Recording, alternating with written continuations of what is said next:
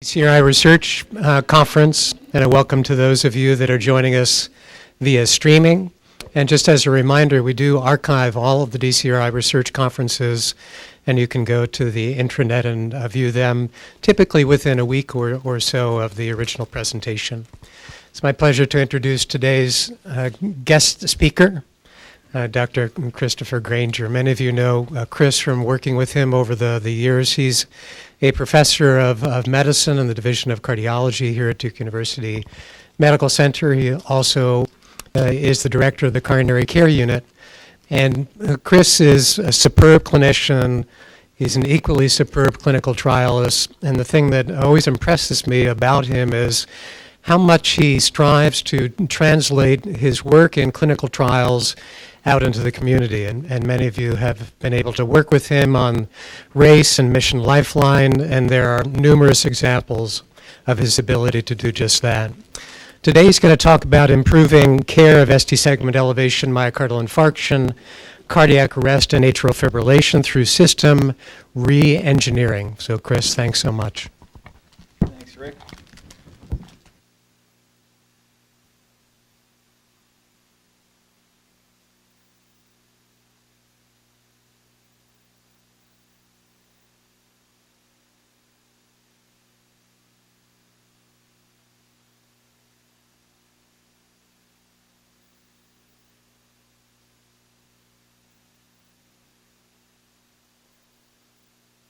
So these are my disclosures. And let me start out with the DCRI mission statement. And much of my work has been in the development of knowledge on which treatments are effective. But I think the appropriate focus in the mission statement on sharing and on the translation of that to improve care is something that I'll talk more about today, and also around the world, recognizing that many of these clinical conditions are afflicting people throughout the world. In fact, most of the burden may be outside of the United States. And this, again, is to just to remind me that this is Dr. Calif here, actually. Describing the results of this clinical trial. But the clinical trials are, I am a clinical trialist at heart. I think that is the foundation of, and in some ways the most exciting part of what we do. But it's only the beginning, really, in terms of our, in terms of what we want to be accomplishing, including at the DCRI. And this is one of the many iterations of the famous Calif cycle. Of what we're doing, starting with the concept and the early trials, and then the outcome trials, and then taking those and distilling them into guidelines, measuring performance of what we recognize as proven effective therapies, and then having that iterative process of ongoing improvement. And at the center of this really is this education, measurement, and feedback. And the linkage of that with the whole process of improving things, and then the next level, kind of the extension of that is to measure what we're doing in terms of implementation, measure what we're doing in terms of education. That's what Kathy Grichnick and Mamie and others have been dedicated to. Is we probably haven't been doing as good a job understanding what's the impact of education, what are methods that we can take to apply these therapies more effectively, both through education and systems improvement to improve care. So that's what I'll talk about. And I'll start with this case, 57-year-old man who was in Burlington, North Carolina, and his son was nearby and heard him fall in the kitchen floor.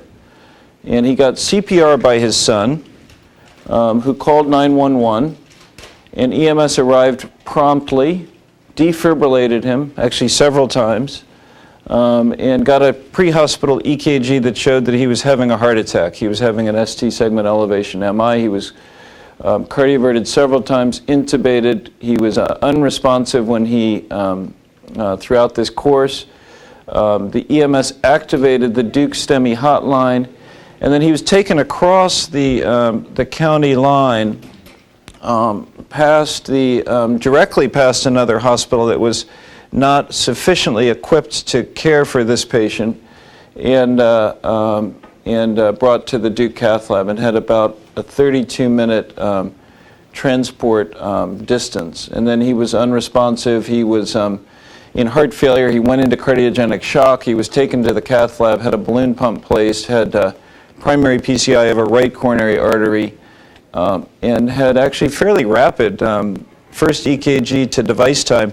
This doesn't quite make it anymore. Actually, now we have to have 75% of the time within 90 minutes from first medical contact to device to fulfill the criteria to be recognized by the American Heart Association as doing a good job in STEMI care. But this was several years ago. This was pretty good, particularly considering the complexity of this case. And he got therapeutic hypothermia. These are just his pictures of his occluded coronary artery on the left, and then after the stent placement on the right.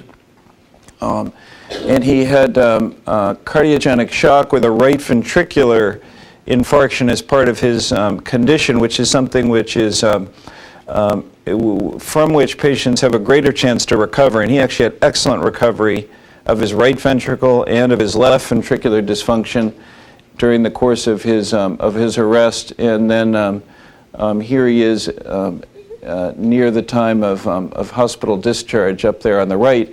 And John Vivalli actually wrote this case up as a nice example of integrated systems of care, including optimizing how EMS interacts with networks of hospitals at a regional basis to provide optimal care. You see here on the map there, that little letter B is Alamance Regional Medical Center. So literally came right by on the way to the Duke Cath Lab. And I think it's safe to say that this patient would have had an extremely low likelihood of recovery if he hadn't gotten this care, each element of this care. So I'll go through some of these issues, and I'll just remind us that a lot of this work started with a fellow.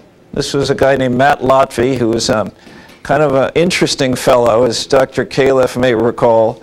But he recognized this was an opportunity and really helped us to establish some of these protocols, and got a grant to do some of this pilot work, and really started us off. And again, here's Mr. Snipe, who I see regularly in clinic, and he says he feels much better now than before his heart attack. So again, a nice example of where this really does impact on individual people's lives. And I think he is an example where nothing with his care was kind of a major new discovery or application. It was simply doing what we know is effective in a systematic way, and that's one of our biggest challenges. So why did he survive? His son recognized the cardiac arrest. He called 911 and he did CPR. And these are simple things, but they're simply not done very consistently in our communities, including in Durham, as I'll show you. So, not surprisingly, bystander CPR is important in terms of survival. For people who don't get CPR by a bystander, the chance of mortality is at least 2 to 3-fold as great. And not only that, some of our partners in one of our projects called Heart Rescue, this is a Medtronic-funded, now 6-state initiative to improve survival from cardiac arrest. Ben Bobrow from Arizona and his group have done some really nice work showing that hands-only CPR is actually better than the traditional CPR. Now, I took BLS last Tuesday night, I think, from the American Heart Association Red Cross BLS. And in fact, they still teach breathing as part of BLS for lay people, which is totally contrary to the evidence.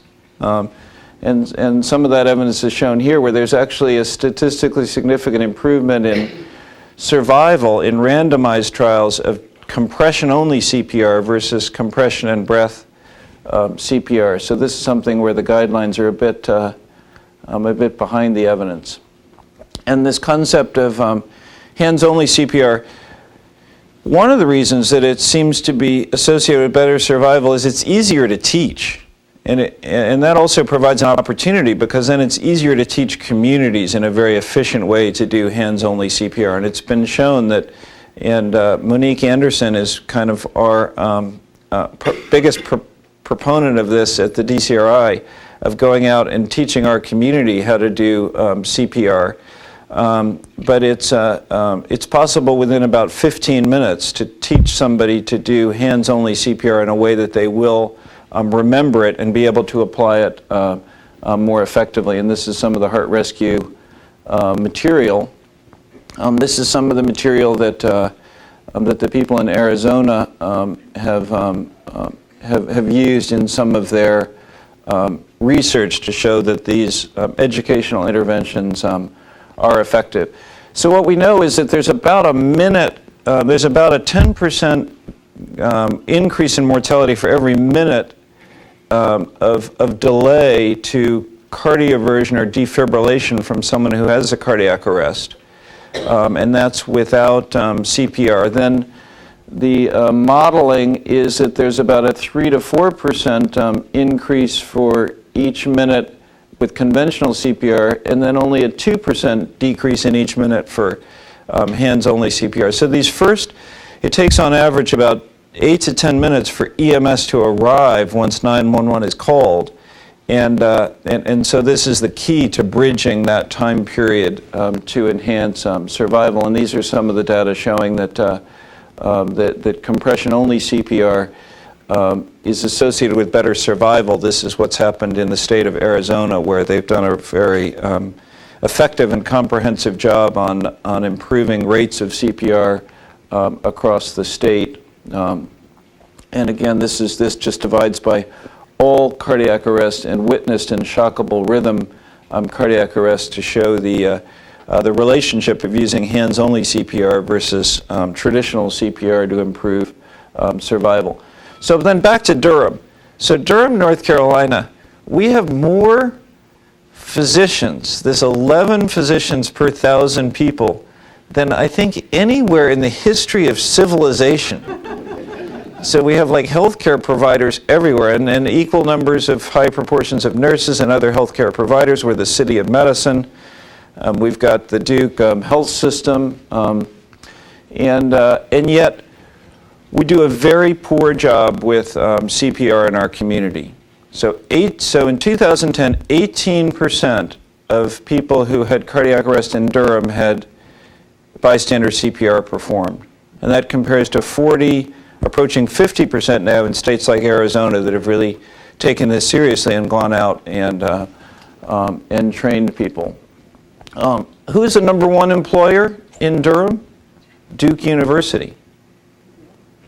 Does Duke University have a comprehensive program even to train its own employees hands-only CPR? No. Is it, so that's something that we've been trying to impact with, I would say less than overwhelming success, but maybe making some progress, Monique? We're making progress. Do you think? Okay. Anyway, that's our goal, is to have a program where Duke and other hospitals in the state of North Carolina, because in fact we're also have this goal of improving survival in this heart rescue project by 50% in the state of North Carolina over 5 years is our goal, and this is a very important part of it. Here's Monique with Stacey Lee. Anybody who hasn't seen Monique's excellent documentary video, right? I mean, it was really, really fabulous on Stacey Lee's case. It's a very compelling piece to tell a story of somebody who survived from cardiac arrest. And then these are some of the activities that we've been doing, including football games. And then this is a very interesting program. So the state of North Carolina, in part through work that the American Heart Association and we supporting them have done, now have a law that by 2015, all high school seniors need to have been trained in hands-only CPR. And so this is going on in Durham now. This was at Hillside High School. And this is our mayor, Bill Bell, learning CPR. And it took him actually a while. I don't know if you can see this. There's a little dot right here. These are nice mannequins. There's a little dot that turns green when you're doing it correctly, when you have the right depth and speed, and his is still orange there. I think, Monique, he finally got it, right? Yeah. But it took a while, and he's actually been very enthusiastic. I have to say, more enthusiastic than the Duke leadership in being out there helping with this important way to prevent death. And then Emil, who's here today, we welcome him back, who's really helped us a lot, and now we're collaborating with him, hopefully on more projects from Denmark as well. But he's done some really nice work with Marie-Lynn Miranda and others on geospatial mapping, with the opportunity to identify patterns in neighborhoods of response time from EMS and rates of bystander CPR and survival, to try to target intervention to those areas in our communities. And these are 3 communities that have been using this CARES registry, this registry that's organized out of Emory with the CDC to track patterns of care and outcome for patients with cardiac arrest. And so we're working with Mecklenburg and Wake counties as well on identifying opportunities to target interventions. We also know that CPR quality is something that's measurable and associated with outcome, and that CPR quality is mainly judged by the depth of compression and the rate of compression, and whether compression is continuous or not. And this is an example of an output showing that the depth, which should be up to that green bar, that compression quality should be all orange if things are being done well, that there's big opportunity. And this includes for paramedics. Even paramedics doing CPR seem to be able to very much improve CPR quality by feedback, part of this general principle that if we measure in feedback performance, we can substantially improve it. And then another opportunity is with dispatch, is that when someone calls 911 in a place like Durham, North Carolina, and reports that somebody's collapsed, that a critical opportunity is to train the person on the other end of the telephone to help recognize that that was a cardiac arrest and instruct the person who's calling on what to do, including CPR, and especially if that person has had some previous training in CPR, gets that augmented by the dispatcher. That can substantially improve the quality and consistency of CPR. And then this is just the Heart Rescue Project and our collaborators in it. They're coming here May 6th. We'd be actually, I hope we'll have some nice opportunity when they're here to include anybody who's interested in some of the activities that'll be going on with this group, who really is, I think, transforming care of cardiac arrest across the United States. So it's really exciting to be involved with this. So what are other factors that resulted in Mr. Snipe surviving? Well, he got the EKG. He got a 12-lead EKG by EMS. They activated the cath lab based on that EKG, so the cath lab was ready when he arrived. And EMS bypassed a closer non-PCI. And what are some of the evidence behind these things?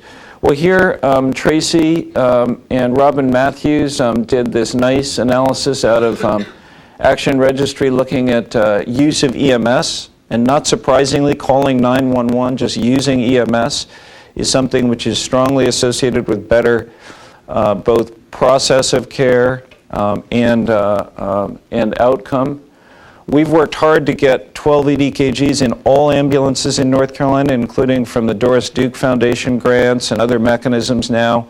Almost all ambulances in North Carolina have 12-lead EKG capability, and we have one of the highest rates in the country in terms of its use. And then Emil and Seth Glickman, with the support of Eric's AHA grant, have done some nice work now being able to address this issue of EMS care by linking the EMS database with the Action Registry database. And this was critically important because the ACC, AHA, ACS database doesn't have the granularity of what's happening in the pre-hospital setting. For example, the address of where the patient was picked up. To be able to really understand issues about where a patient goes and other elements of pre-hospital care. And so this was with this linked database, this was really the nicest study by far, just published in Circulation, on this issue of answering the question, if EMS identifies and diagnoses a patient who's having a heart attack, and there's a closer hospital that doesn't have the ability to do PCI, is it better to go to that close hospital or to bypass that hospital and go to a further PCI center? So this took only patients who ended up going to a PCI center eventually and who were at least 10 minutes closer to a non-PCI than to a PCI hospital. And then it looked at those patients who bypassed the non-PCI hospital or went to the further PCI hospital versus those who went to the closer non-PCI and were transferred. And I think it nicely illustrates, it's not a randomized comparison, but it nicely illustrates that driving the extra time actually saves substantial amounts of time to get the artery open, which is the key parameter, and is at least associated with better outcome after adjusting as best we can. So it's a nice example of demonstrating that there's support for this general approach, which now is being used more and more around the country. And I'm not sure, Emil, what exactly to make of this plot, other than to say that there's a lot of heterogeneity in some of these relationships.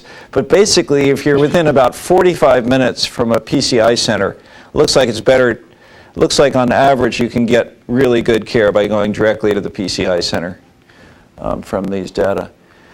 And then how about bypassing the emergency department? This is something that Akshay has been really the national, it's terrific to see fellows become passionate about something and then really become the world's expert. And Akshay is doing now really the definitive work on this question of if and when is it appropriate when bringing a patient by ambulance to a PCI center to skip stopping in the emergency department and go straight to the cath lab.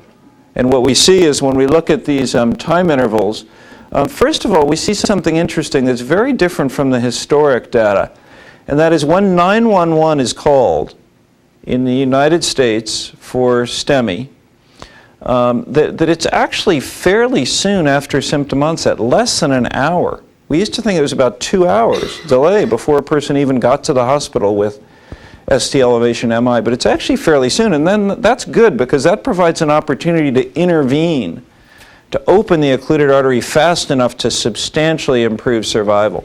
But then the other thing you see is in terms of the time intervals, the longest time interval of the remaining intervals is the time in the emergency department. So Akshay is saying, in Canada, we don't do this stopping in the emergency department. You Americans need to get your act together. And that if the cath lab is ready, if the diagnosis has been definitive, that it is a patient with an ST elevation MI, don't stop in the emergency department. The other thing which we've been told by our emergency department colleagues is it's okay to stop for a pit stop for 5 minutes. But what Akshay has shown is that doesn't happen. The interquartile range of the amount of time in the emergency department, only 25% were less than 20 minutes. So when patients go to the emergency department, they end up staying there for a long time. And it looks like that when this strategy of bypassing the emergency department is done, that it is associated with much faster times and with good outcomes.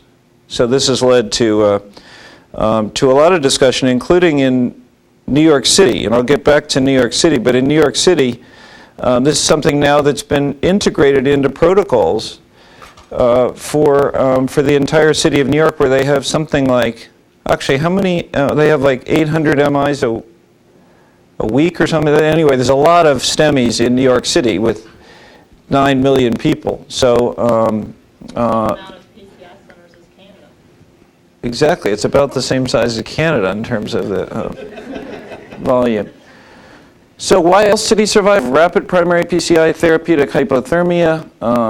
We know that that there's this continuous relationship between faster time to opening, to opening the artery, to performing PCI, and survival for these time-dependent conditions.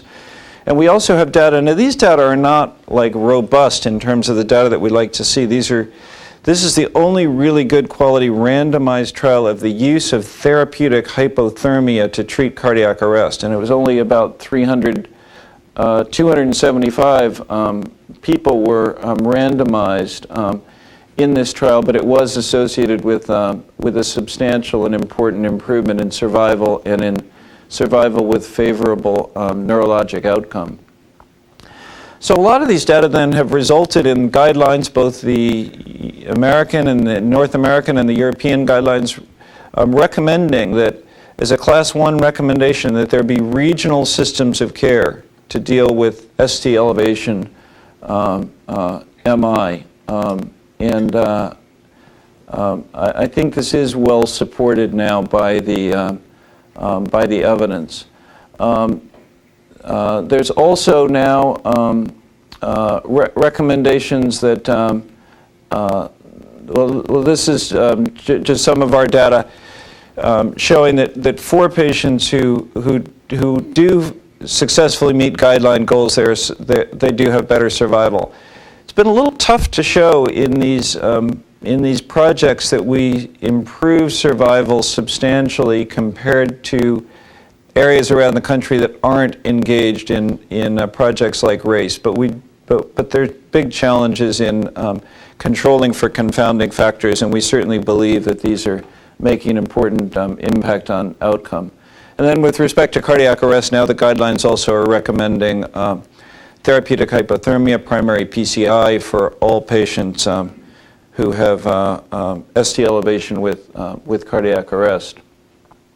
So back to our RACE program, we have all the hospitals engaged now in North Carolina, and all the PCI centers submitting data and getting regular reports and continuing to meet and review opportunities to improve care. Our model uses the metaphor of NASCAR, where we know that if in 12 seconds a team can change 4 tires and fill up a tank of gas and adjust the chassis, that by clearly defining roles and responsibilities and measuring performance, that we too can achieve improvements in timely, high-quality performance.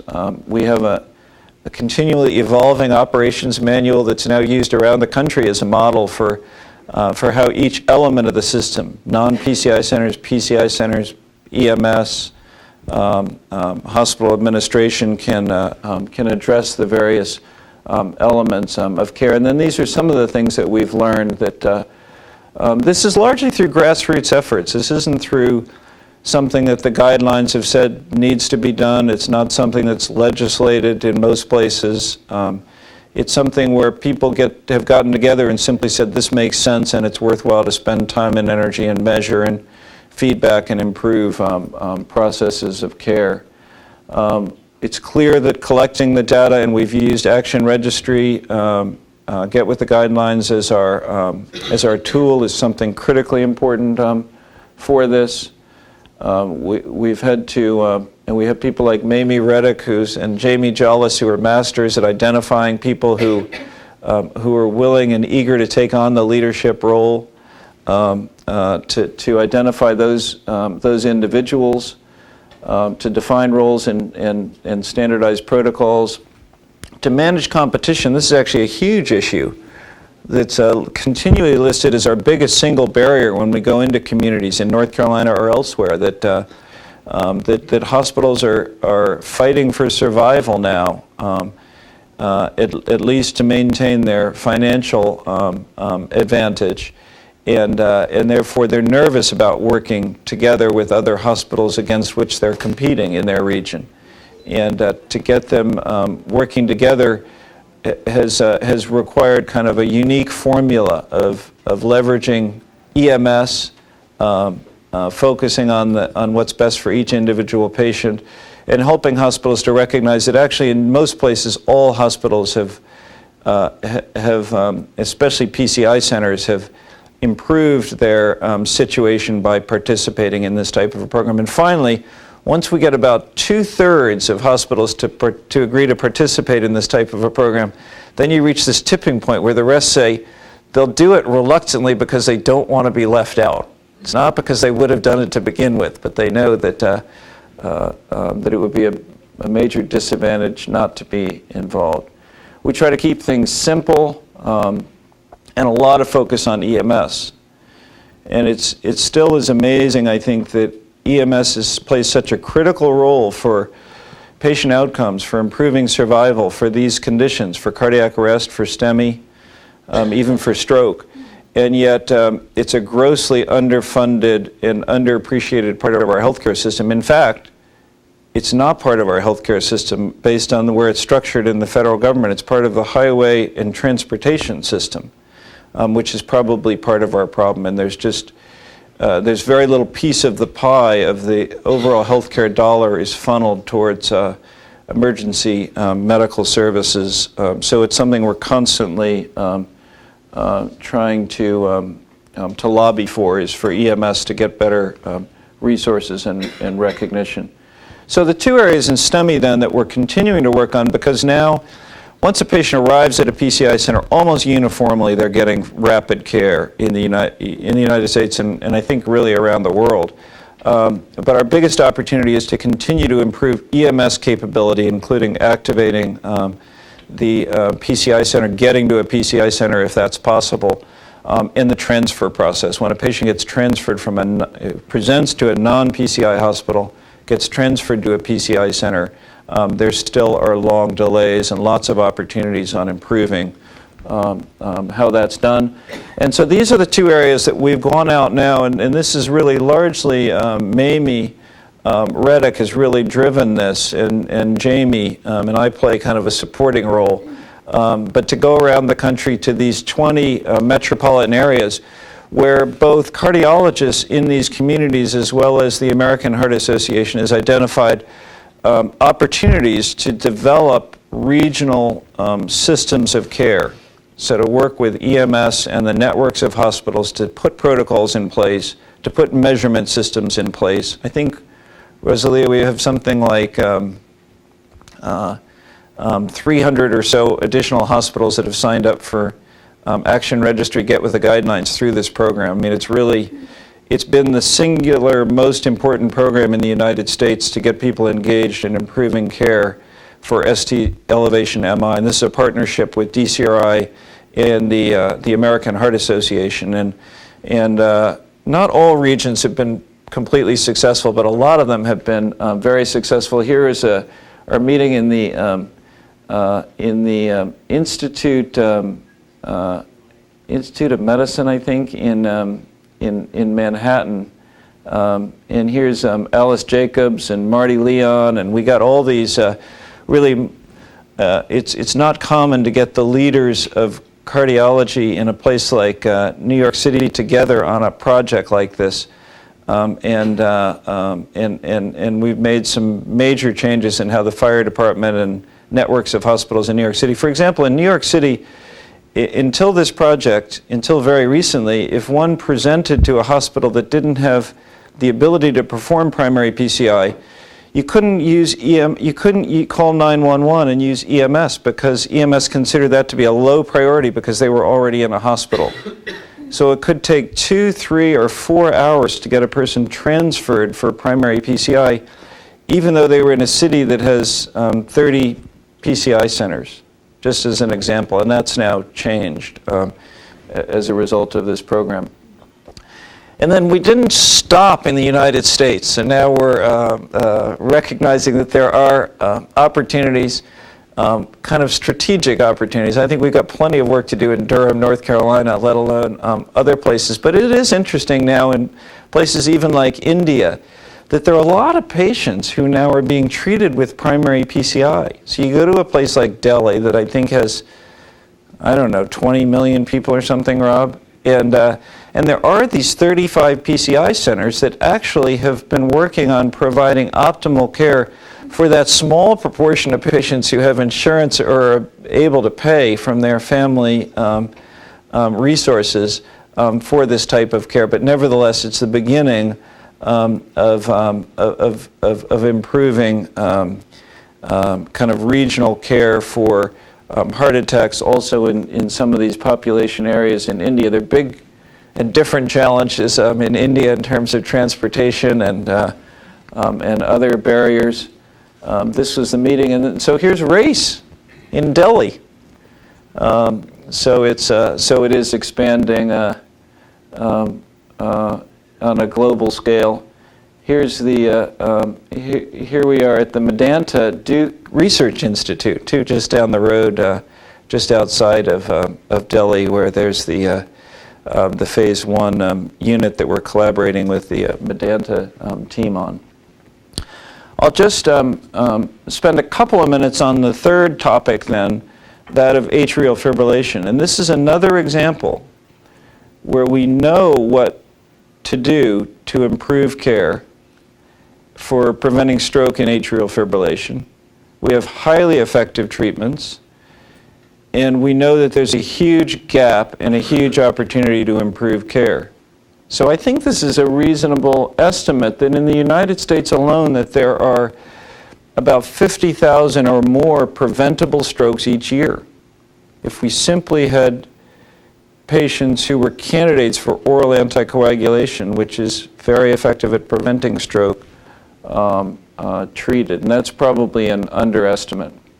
So we have this fun project that Meena Rao, who's here, is helping us to organize, writing our protocol and other things, and that's a pilot study in 3 or 4 countries, and we have Argentina, Brazil, and India. Dennis Xavier at St. John's engaged in this, and so this is it's actually it's actually now structured as a randomized trial of education and implementation to improve use of oral anticoagulation for atrial fibrillation.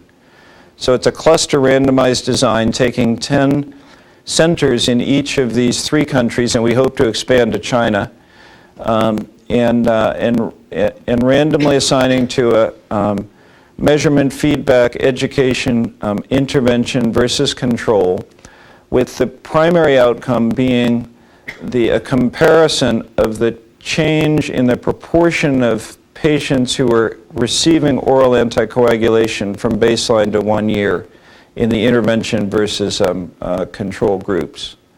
So this is a fun and I think exciting project, again, that integrates education and measuring the impact of education in a rigorous way. And here are the countries involved. So we started with the fellow in RACE, RACE ER, Mission Lifeline, expansion of that into cardiac arrest in the accelerator program, and atrial fibrillation. I'll just end with recognition of some of the people who've been involved and instrumental in this work. Thanks for your attention.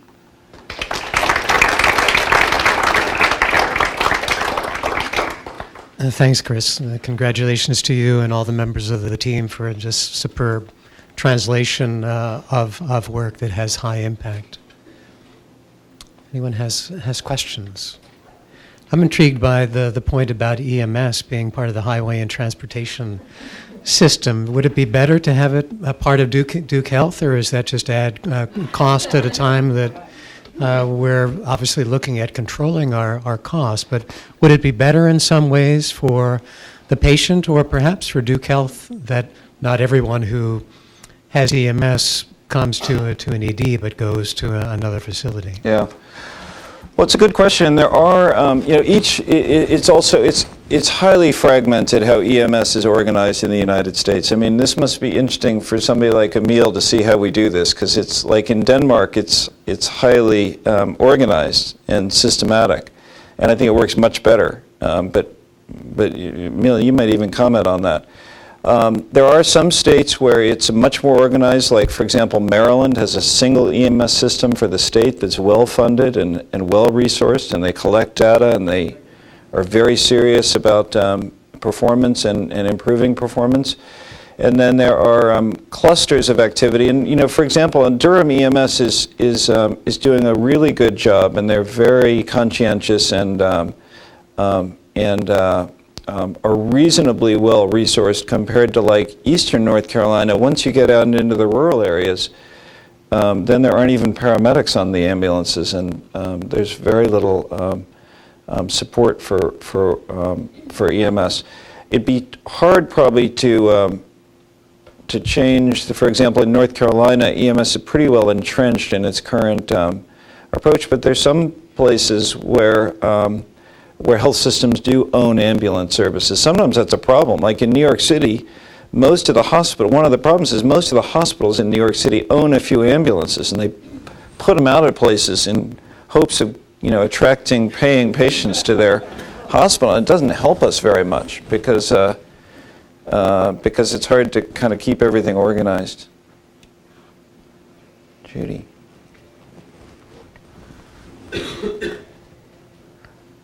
Chris, I was intrigued about your comments about competition among the North Carolina hospitals. I just wondered if you encountered, going into the community in North Carolina, any suspicion that the whole goal of something like this is for Duke to get more business, the kind of thing you just mentioned. Yeah, it's an important comment, and in fact, the answer is yes. In this region, certainly. Like one of the hardest hospitals to have really fully engaged was Wake Med. And that was directly because of of suspicion and lack of willingness to engage with us. And one of the principles that's really been important is to bring in some external people to the community that's being where recommendations are being made. So, for example, for Charlotte, I don't think they ever could have done it without us coming over and being kind of considered to be objective brokers to help set these systems up. One of them could not have led it in Charlotte because they don't trust each other at the three large competing health systems in Charlotte. And so we tried to do the same thing for Durham. We would bring in people from outside Durham and have people from around the country come and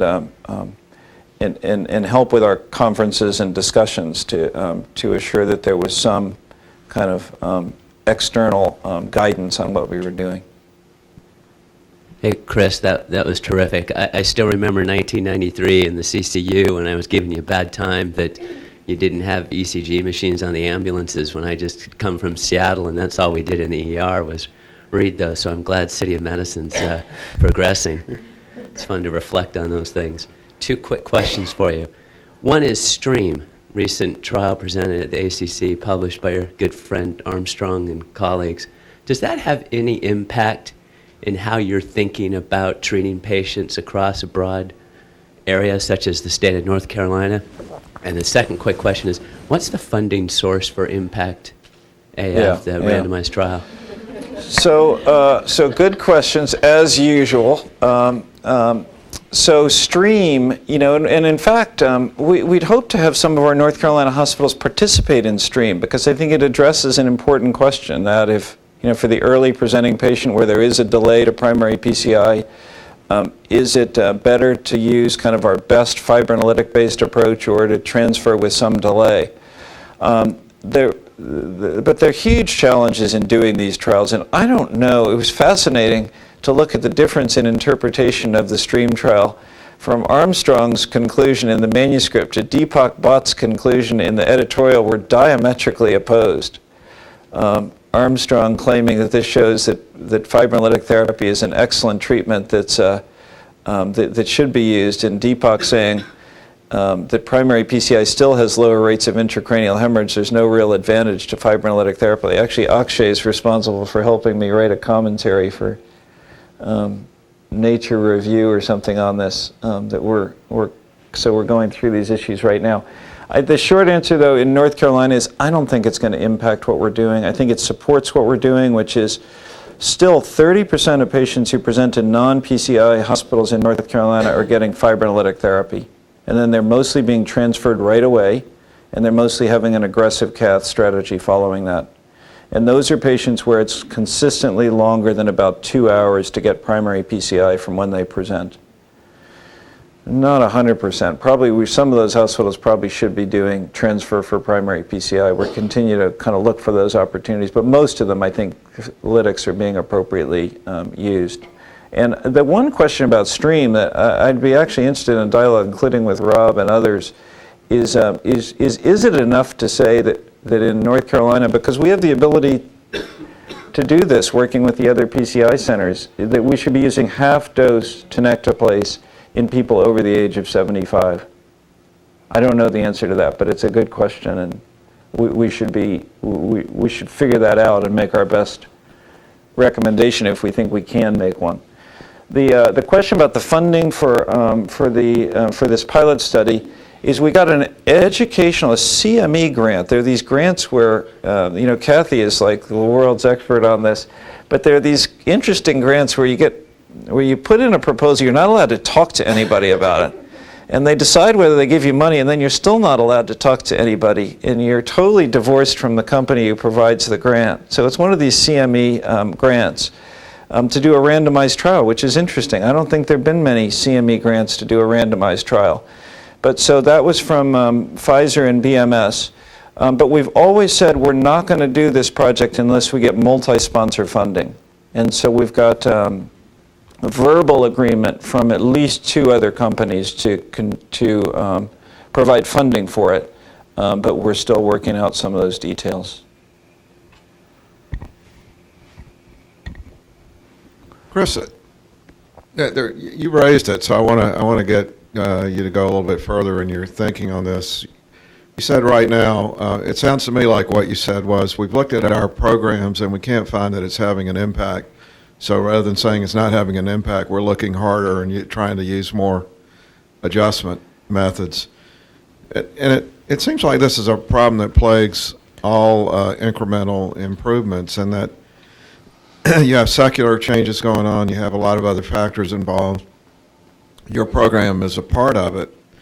And there's no hocus-pocus statistical method that's probably going to be able to sort out the impact of your program versus everything else. On the other hand, at least in North Carolina, it looks like now you probably have a record of everyone who gets, almost everyone who has an ST elevation MI, and almost probably everyone who gets a direct PCI.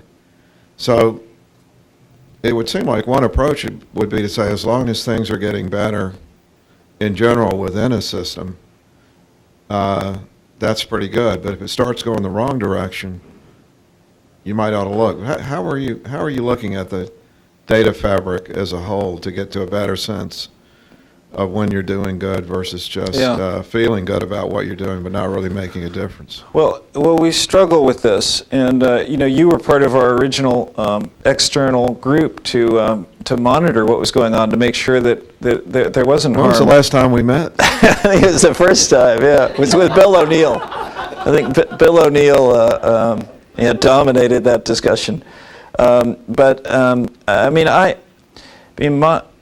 My belief is that for most of these projects, the key thing is to show that we're improving application of effective care, and that the randomized trial is the place to show that something is improving outcome.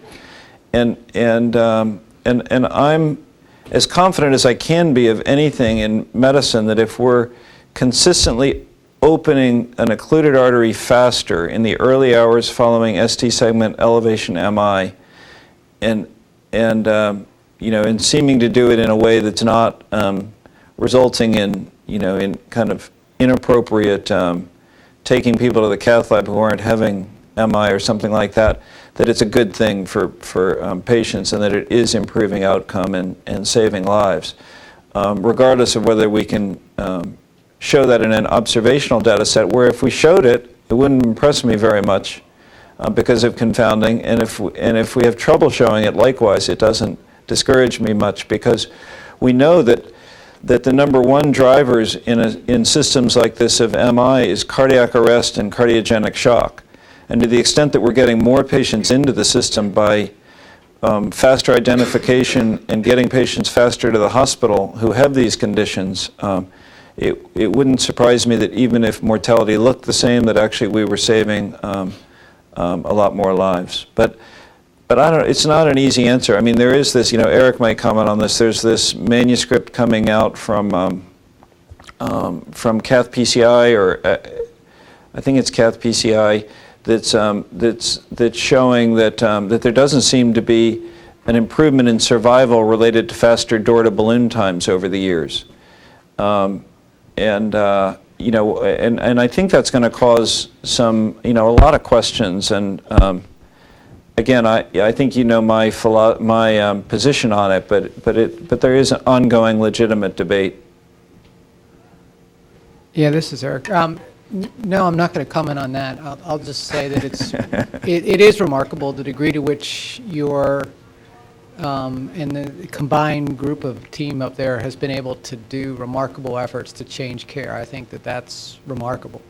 My two other comments would be, though, number one is you wonder whether and how much effort it would take to do this across all of medicine. This was around one focused area. You've been incredible to take it stepwise through each of these steps, but it's been how many years? A lot of years, and an incredible effort. You can show incredible impact on care through that, but it's impressive, and you wonder whether or not we should be able to and can mount this in other areas in medicine that are most in need of this type of change. Just simple things like controlling blood pressure and others are challenging, not quite as exciting, but challenging. The second related thing is, could you do that same degree of effort to changing the processes of care around EPIC? And we'll be really happy as we implement that into our hospital. Well, yeah, I think you're right, and I think you're being a little bit humble, because I think there's lots of activity. These are three examples where they're kind of nice examples, because we have so much evidence on what's effective. We have so much measurement of the gap, and so they're kind of nice opportunities to address in terms of changing care based on firm evidence of effectiveness and on ability to measure the impact. But blood pressure probably is the world's #1 problem in terms of preventable cardiovascular disease. And there's lots of and Rob's taking on diabetes. I mean, diabetes management is also more important, I think, than these examples in terms of the ultimate impact on care. But I think you're right. I mean, the theme, part of the issue here is it is partly culture, isn't it? It's culture, it's measurement and feedback, it's and it's trying to overcome fragmentation of care, and simply bringing people together to kind of set up simple ways to provide guidance and measuring and feeding back, and then getting people to sit around in a room once a month or periodically to identify what are the opportunities to improve what's happening. And a lot of that is going on, isn't it? But hopefully we're providing further impetus to advance it.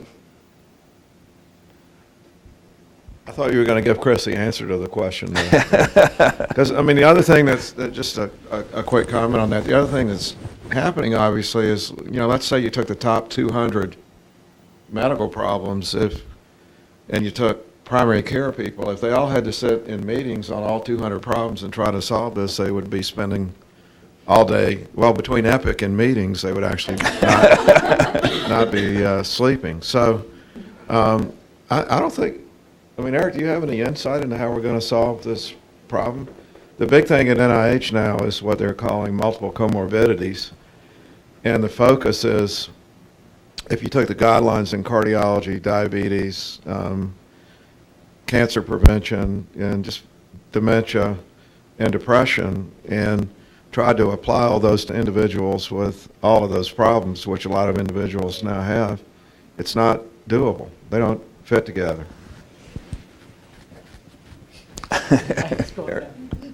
Top of the hour, All right, so Eric doesn't have the answer. I guess the answer is we've got a lot of work to do.